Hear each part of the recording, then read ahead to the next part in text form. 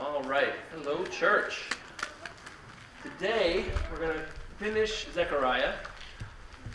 We're going to focus again on the visions of Zechariah.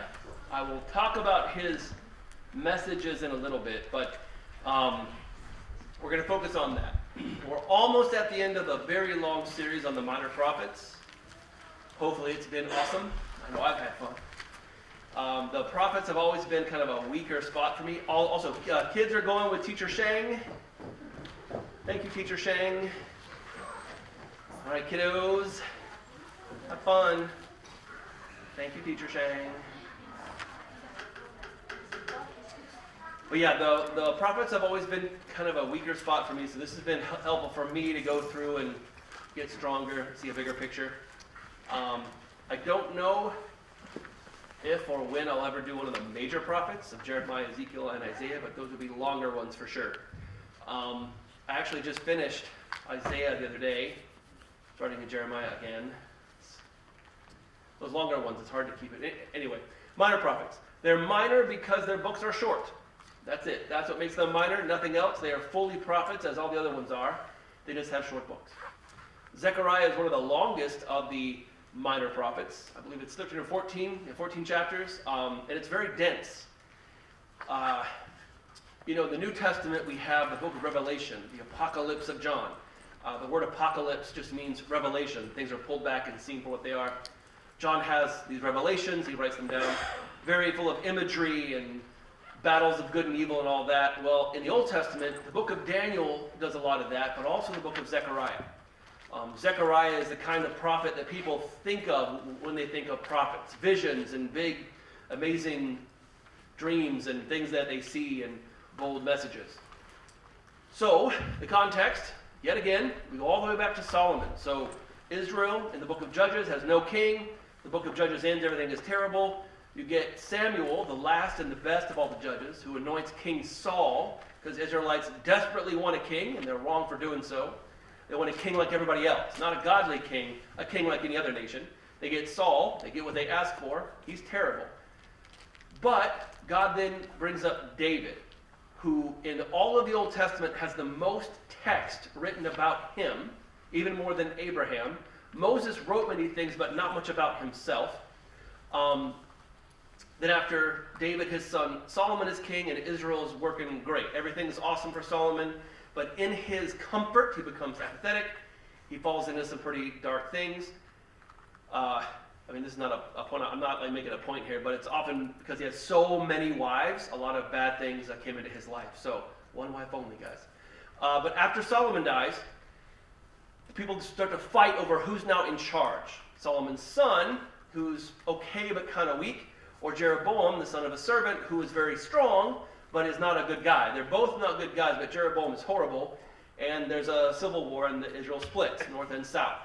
The northern half is called Israel, and they never have a good king. It's the worst. They are immediately into idolatry and sexual immorality and a lot of horrible things, and it gets worse and worse and worse.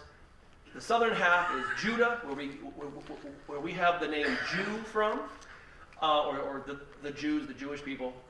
In all of their kings, there's only 4 good ones. So Judah's not great. Israel will eventually be wiped out, completely destroyed and scattered around until they're nothing by the Assyrian Empire. Judah will be conquered, destroyed, and sent into exile by Babylon. They're only gone for 70 years. So here's how it all breaks down. You've seen this many, many times before. So Israel is all of this. The nation of Israel under Saul, David, and Solomon, and then it splits off here. The northern half is Israel. They're going to get wiped out. Oh, and by the way, the Jeroboam guy I just talked about, the first thing he did as king is he sets up idol worship. I don't know if I've really mentioned this, but he sets one up at Bethel and at Dan. What's funny is it's like a calf idol, like they had with Moses.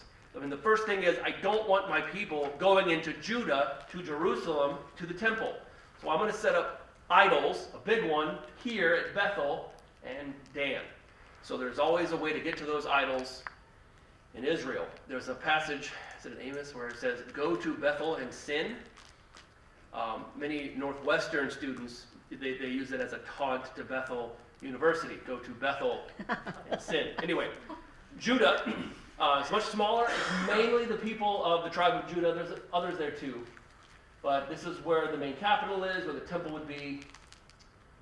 And eventually they're going to be wiped out. 722 AD, the northern half gone, never to return. They're culturally absorbed into Assyria. They lose everything. Judah, the Babylonians will show up, they'll beat them in a battle and take a bunch of people and leave. But they'll eventually start well, at first it's the best and the brightest, the strongest, the smartest, they take them. They come back and take people who are workers. And they come back and take almost everyone else. And they leave the very old and the kind of poor.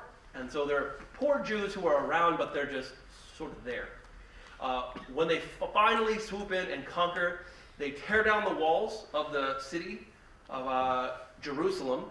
They tear down the temple, strip it of all of its valuables, and they burn everything. They destroy it all. Everything is destroyed. It's very, very sad. Extremely sad. It's a cultural wound in Jewish memory even now. The people are taken out. There's only a handful of Jews who live in the country. They're essentially wilderness poor people. But eventually, the Persians swoop in and they crush the Babylonian Empire, the rise of empires, the fall of empires. King Cyrus of Persia says, you'll be under my control, but you can have your city, you can rebuild. As long as you are under my authority, it's all great.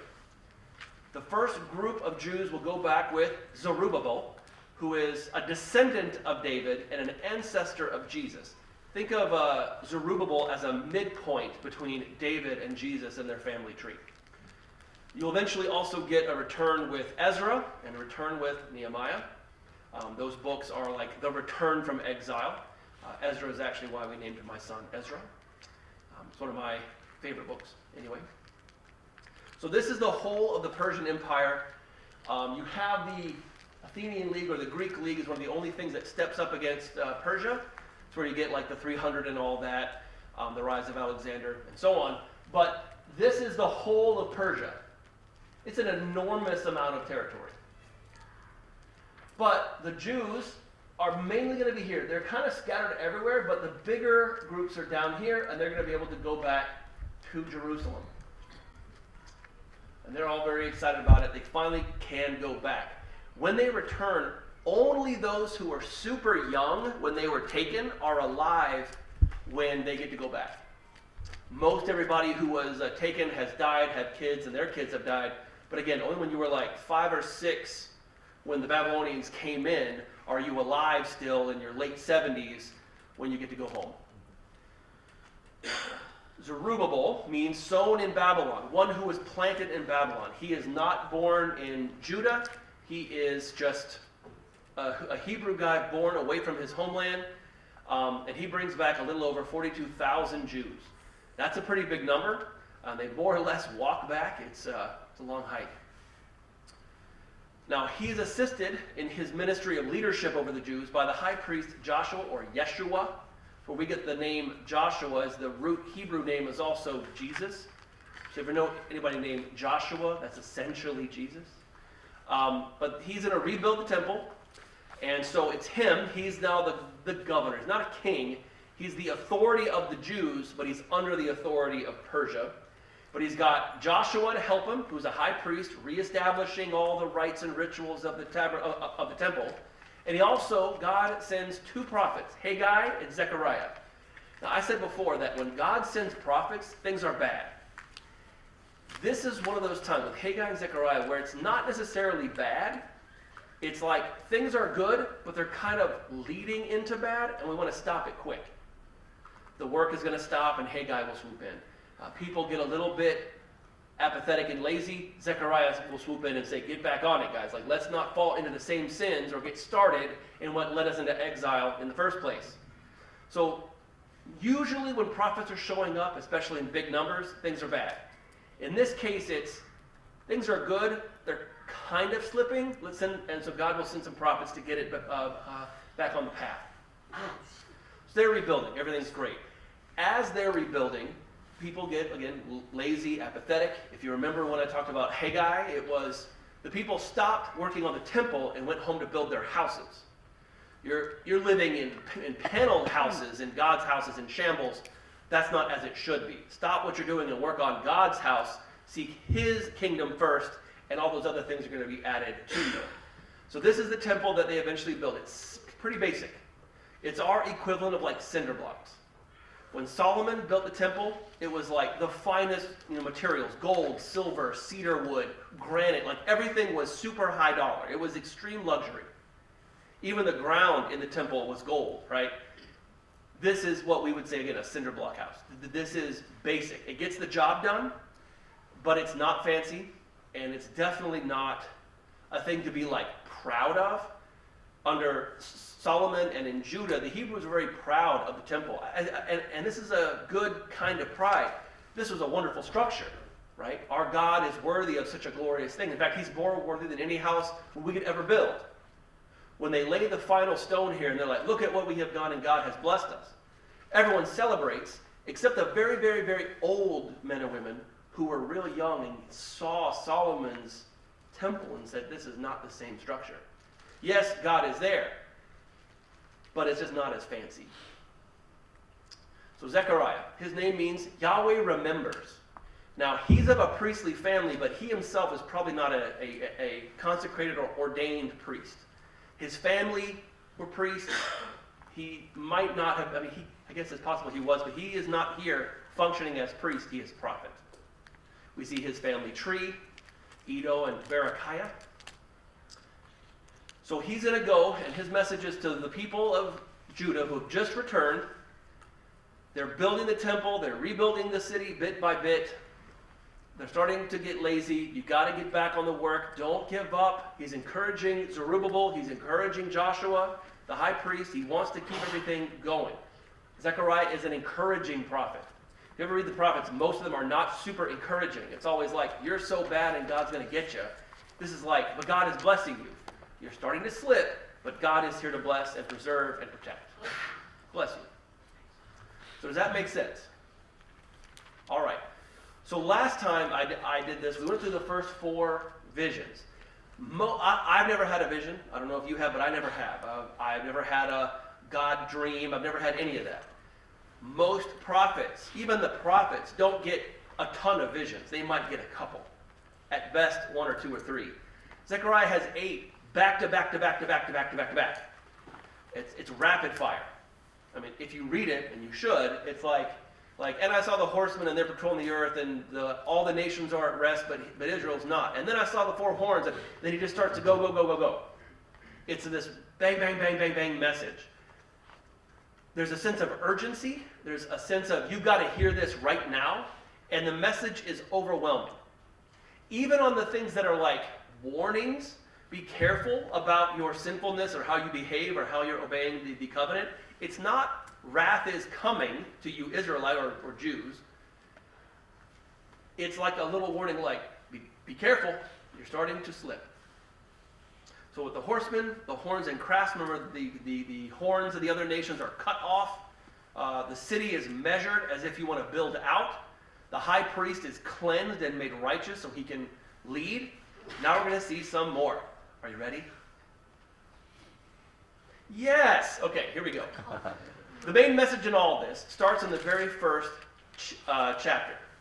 Return to me and I will return to you. Now this is all like a play on words. They've returned to Judah. God is already there with them, but it's like, remember, like stick with me. Not just I returned to God once, but it's a stay. Return to me and stay. Now this is the old message. All the prophets have basically said the same thing. The Lord of hosts, your God, the God who led the Hebrews out of Egypt and all that, return from evil, repent. Leave that. But you know where you just came from in Babylon? Your fathers, their fathers, their fathers didn't listen to those prophets. Listen now. It's the same message. You just got to listen. You've got to repent of these, as of right now, kind of minor sins before they snowball into the mega sins of like sacrificing your children to Molech and other idols. The old message is the new message. If you ever, remember a long time ago we went through 1 John, and John says things like, I'm giving you a new commandment. Well, not a new one, it's actually an old commandment, to love each other. It goes all the way back to Leviticus, love your neighbor as yourself. It's a new message, but it's the same as the old message, I'm just saying it here and now.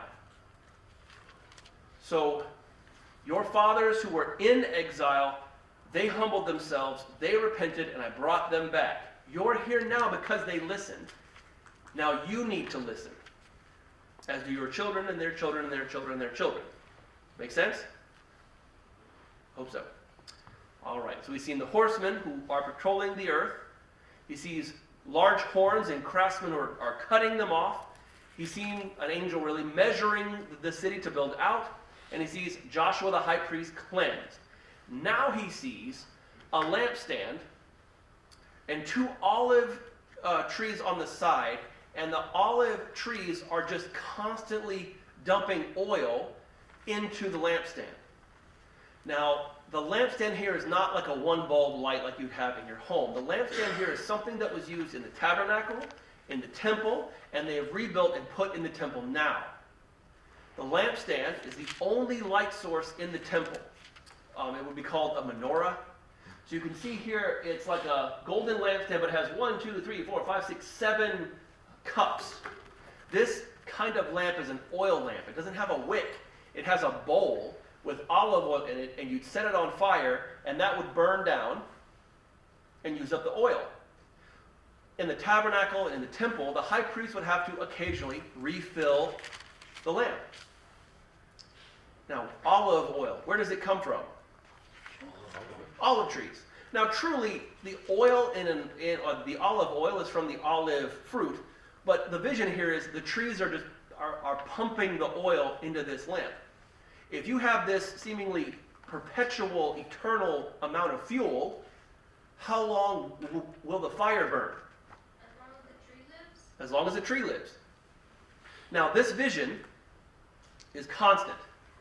Now, in the lampstand that would be in the temple, it was 7 little bowls of oil, right? What Zechariah sees is the lampstand with 7 bowls, and he says on each bowl was like 7 little lips, almost like a spout, where the oil would sort of overflow and pool. So not only are there 7 little fires, there's 7 little fires around the main fire 7 times over.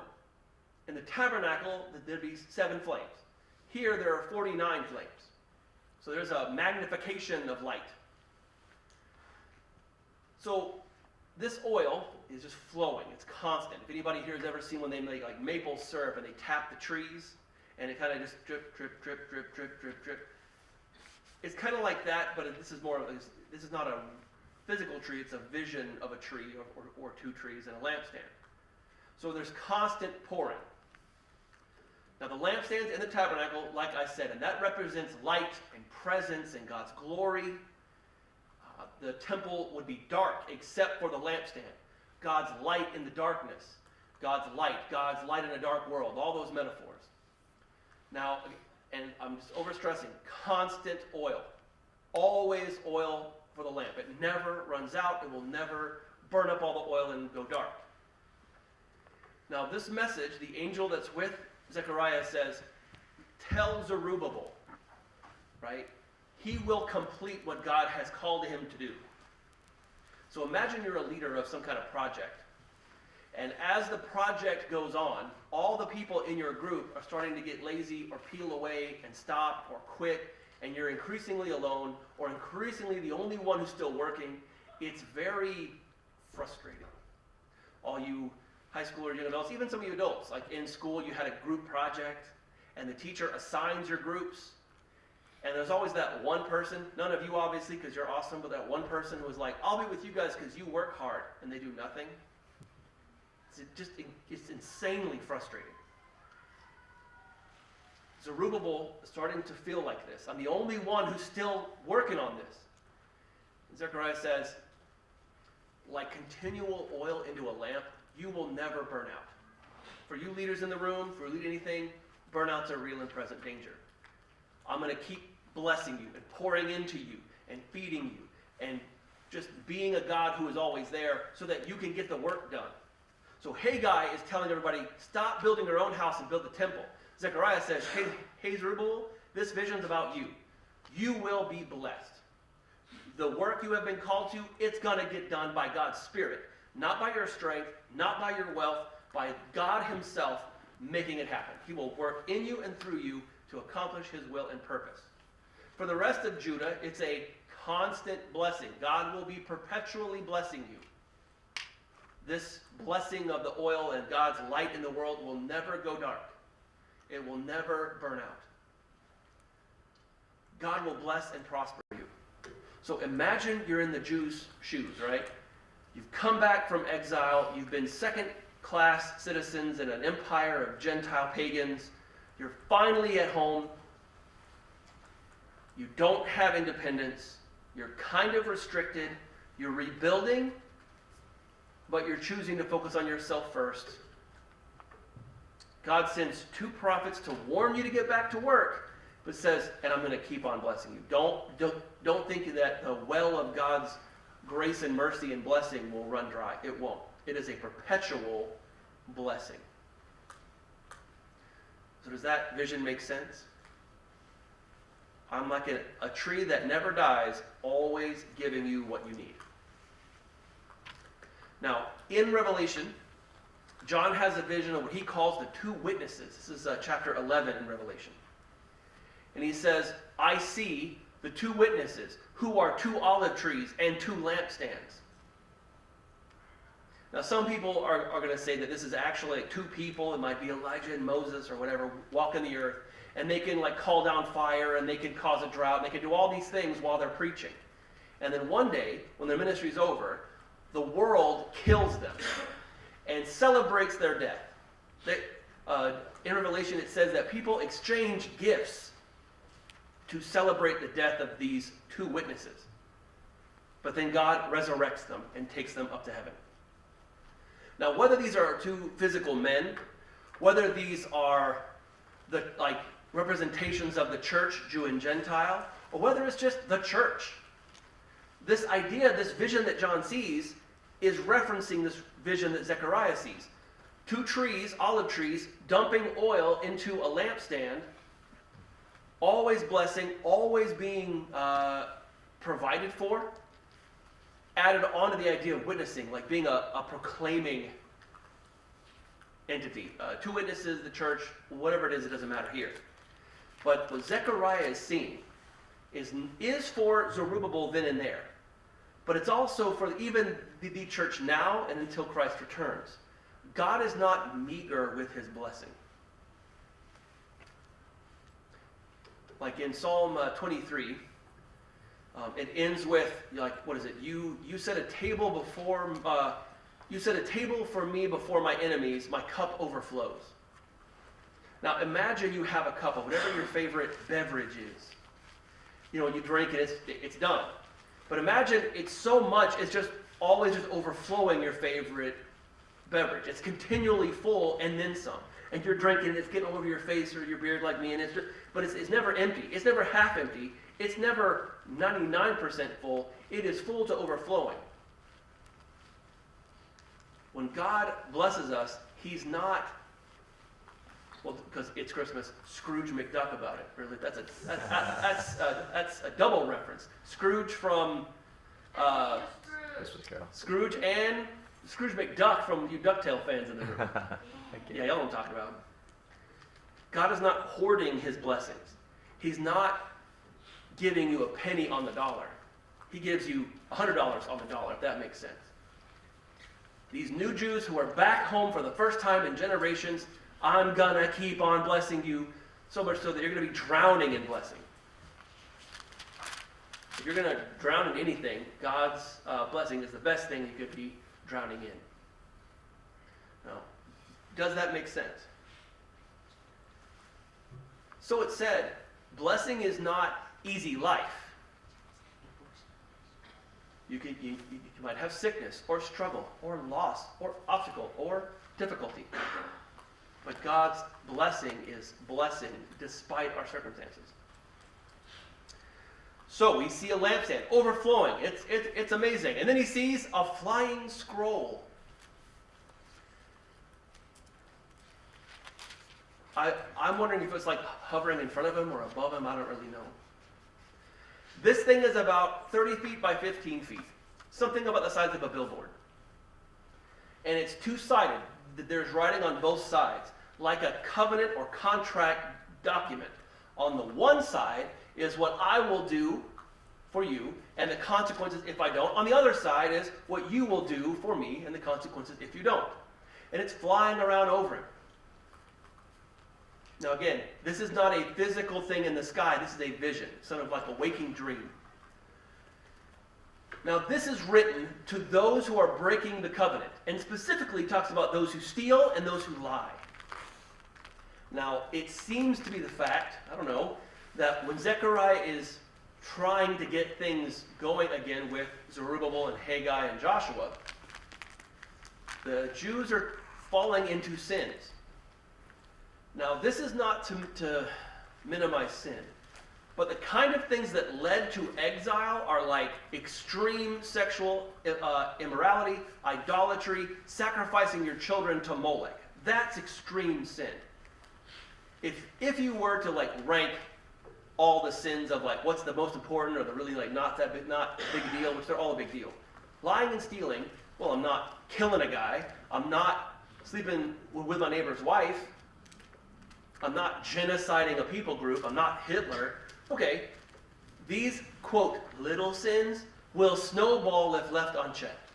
Sin does not stay limited. In my life, in your life, in our life, in anybody's life. And he says, you breakers of the covenant, this scroll will, like, consume you. Like, wrap you up and choke you out and burn your house down. Like, that's actually what he says is going to happen. It's going to, like, be in your household, and it's going to destroy you. I will clean you out of Judah. A giant floating scroll. I think it's a weird image. Now this is, in all the visions, this is one that is, I guess, at the Jews, and it's like the negative stuff. You breakers of the covenant, God will judge you, even for the, quote, small sins. Well, it's only a lie. I mean, it's not like I killed a guy. Yep, that's how it starts, isn't it? Well, I mean, I only stole like a pack of gum. What does it matter? It matters. Whether you stole a pack of gum or $8 billion or anything in between, you're breaking thou shalt not steal. And that should say covenant, not covenant. I don't know. Look, I was typing fast.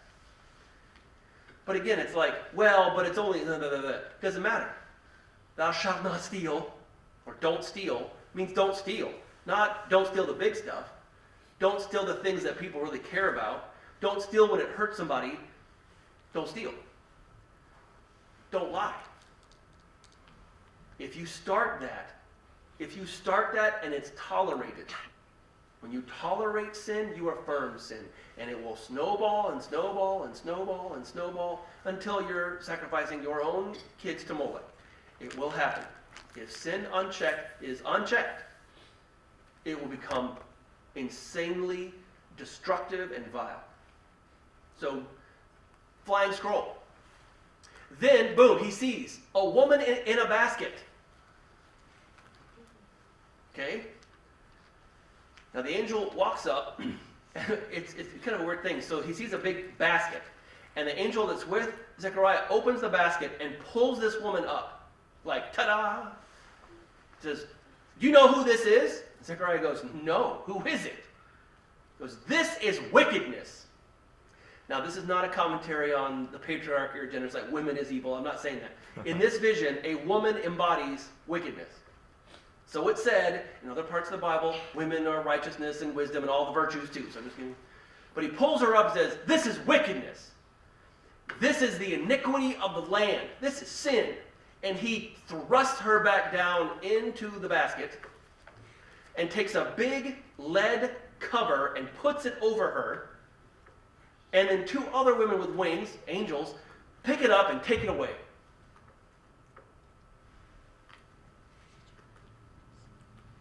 And the woman in the basket is taken to Shinar, or Shinar, I don't know. Now this is, I think, it's really obscure trivia. And if you get this, I'm shocked. What happened in Shinar or Shinar? It's okay to know. I had to look it up. The Tower of Babel. That's all the way back before Abraham. Iniquity is taken away. Shinar would now be in, I guess, in his day in Babylon, or the Middle East we would call it. And she's laid on a base, like a concrete base, like you would build an idol on. So he sees them taken away. To where sin caused human beings to be scattered. Not just the Jews, human beings are scattered.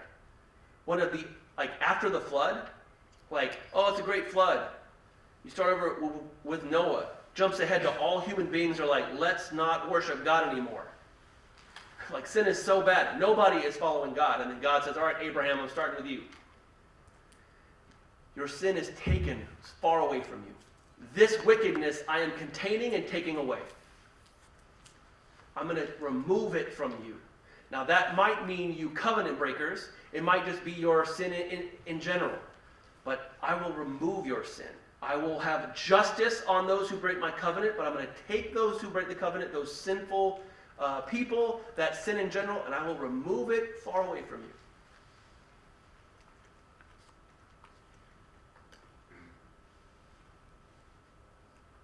The only other time, and this was such an obscure thing, I don't want to have it up here.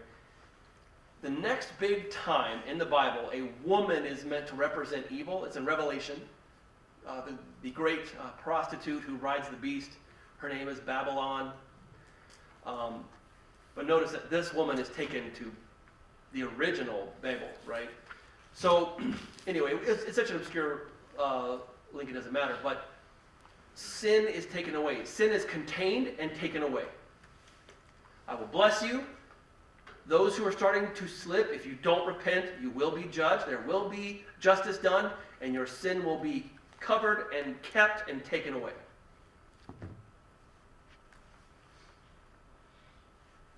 Are we good so far? Any thoughts or questions so far?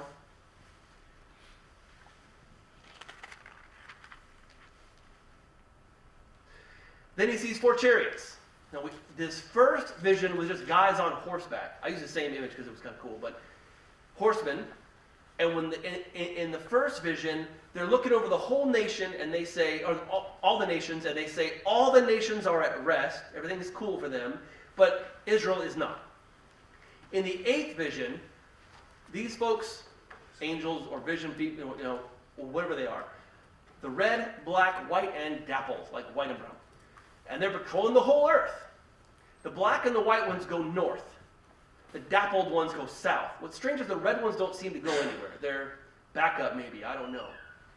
But where Israel is, if you look at a map, like if here's Israel on the west is the sea. In the east is just open desert, and nobody wanted to live there. But anytime Israel was attacked or threatened, it came from the north or the south. The north is where Assyrians and Babylonians and Persians and eventually the Greeks and eventually the Romans are going to be coming from. In the south, the threat was always Egypt.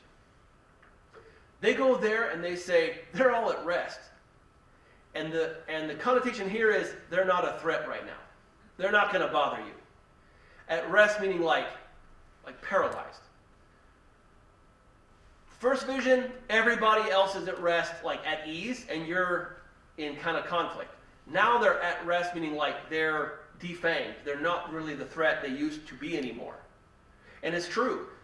Persia will never really threaten Israel. They kind of just leave them alone. The next time Israel is threatened is by the Greek Empire. But the Persians are like, we don't really care. You do your thing. Just don't rebel. You can build whatever you need to build, worship your God, whatever. Who cares? The Persians are not a threat. The Babylonians are gone. The Assyrians are long gone. Egypt is a non-entity. The Persians had pretty much pacified Egypt. Egypt is not a threat. Never is a threat ever again. Israel is safe now. The chariots have gone forth. They have made sure that all these threats are neutralized. You are safe. You are at rest now from your enemies. You can rebuild. You don't have to be on guard. You don't have to be on defense. You don't have to be on edge. You're safe. Build. Settle. Like let your roots get deep. Build your houses. Build the temple. Start everything up again. Rebuild what God has given you. You have returned to him. Stay with him. Don't let little sins slip. You are safe. Your sin will be removed or forgiven. You will have perpetual, constant blessing. Now's the time. Imagine in our world right now, if God himself stepped down and said, for the next, 100 years, there will be no conflict that touches you.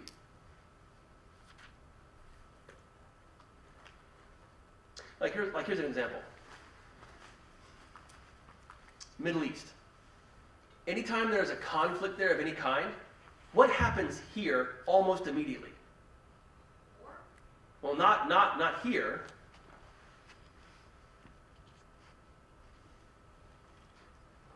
Okay, back up. Where does America get a lot of its oil from? The Middle East. Well, yes, underground. Thank you, John. Thank you, John. You're exactly right. But where in the ground whose ground do we normally get the oil from? The Middle East.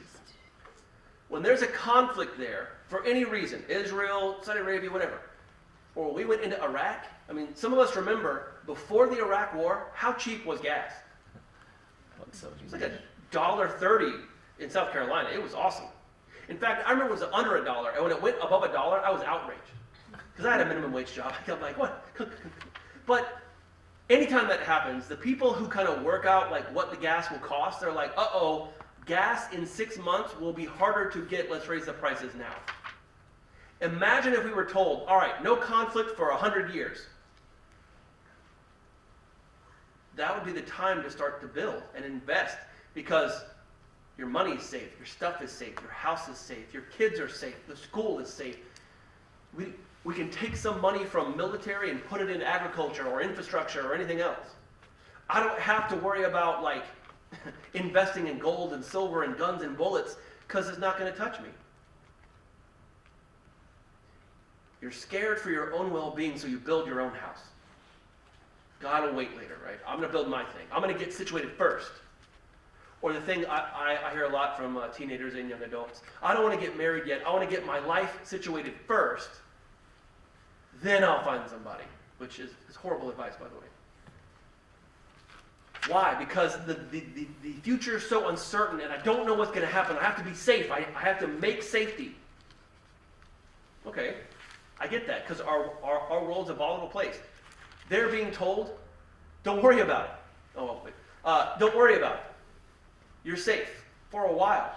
Persia, the superpower on the earth, they're not a problem. Don't worry about it. That's the time to sit down and think, let's build. Let's take all of our scared energy and put it into growth energy. We're going to build out the city. We're going to grow the people. We're going to become a nation again. We have to rebuild. Now, the only other time that we see horsemen outside of Zechariah is in Revelation, the 4 horsemen of the apocalypse.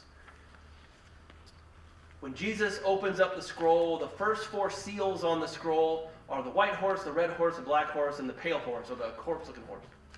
And it's things like war and conflict and famine and death. Now, this is some scary stuff, Revelation, but who are the horsemen aimed at in Revelation? The church? No.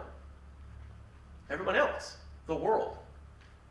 The church is the aim, or is the object of God's wrath.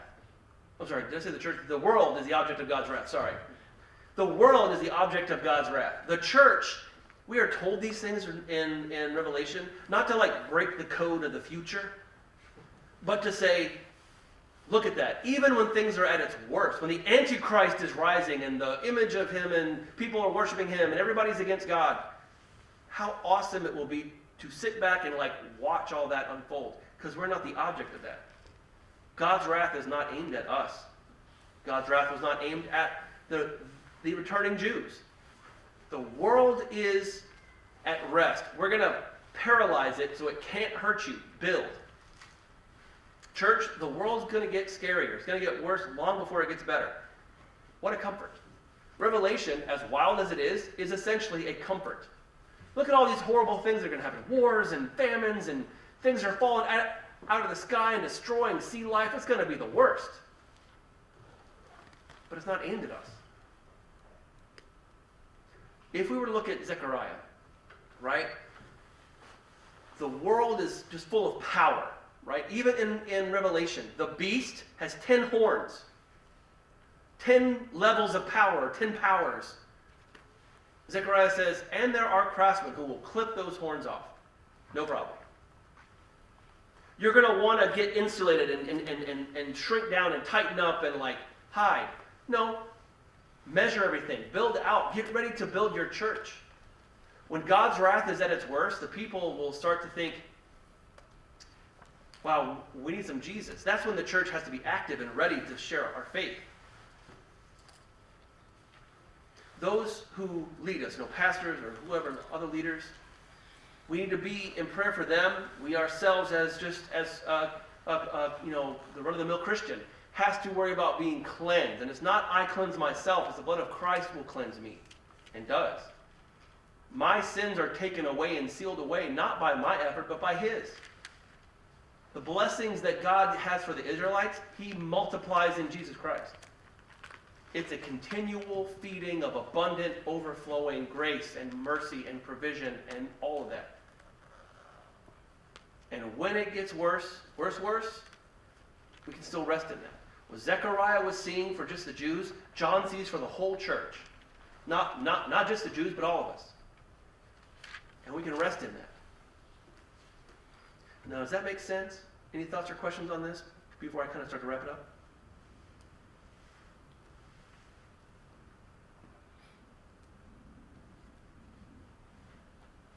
Okay. Now, what we have done is half of Zechariah. The first half is just vision after vision after vision. The rest of Zechariah are messages, or oracles, you might say, like messages that repeat verbally what Zechariah was already seeing in the visions. There's going to be blessing. There's going to be a judgment on sin. God is faithful to His covenant. He will remove iniquity. There is a coming solution to sin. The branch, the Messiah, this like fixer, the anointed one. Joshua, the high priest, is sort of a foreshadowing of the high priest, Jesus, Yeshua. So when you read this book, the vision sort of set the tone of like, it's a big message. And then his messages, his verbal messages, are just restating these same things with his mouth that he saw with his eyes. When you read this, it's big messages.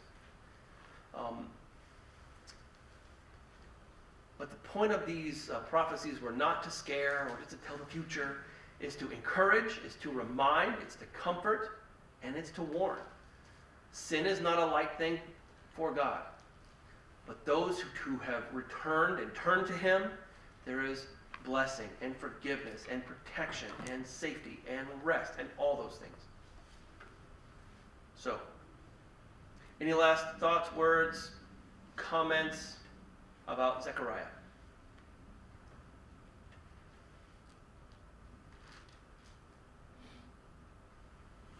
All right.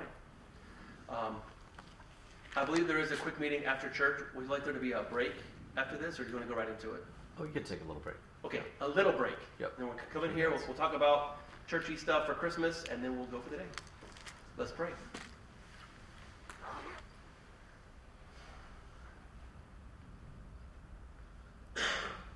Lord Jesus, you are the head of the church, and we are your body in the world, and I pray that we would take great comfort and encouragement from Zechariah, that we see what he is seeing, we see for Revelation, we see in the church now, that you are a continual fountain of blessing, that you bless us so many times over, Lord. Our cup overflows, that you are a God who has removed our sin through Christ, that it is taken away. It's no longer on us. That you are a God who puts us at rest, that we find our rest in you. whatever sickness or hardship or loss or obstacle or struggle in the world that we have, as Paul says, all the things in this world are nothing when lined up against eternal glory and eternity with you. I pray that each of us as individual Christians would seek to be holy and righteous and Christ-like, that as parents, for those of us who in the room are parents, that we would be that example to our kids, that our church would be a church that lives in your blessing and is humble and thankful and grateful for all the ways you bless us, and that we would be a source of blessing and the gospel message for others who are lost. I pray that we would be a kingdom-building church. Lord, I praise your name. I'm thankful for Zechariah and his ministry, and that it still is useful for us, but that we would read the minor prophets, your word overall, and be built up by it. I pray that in Jesus' name, amen. Short break, and come back.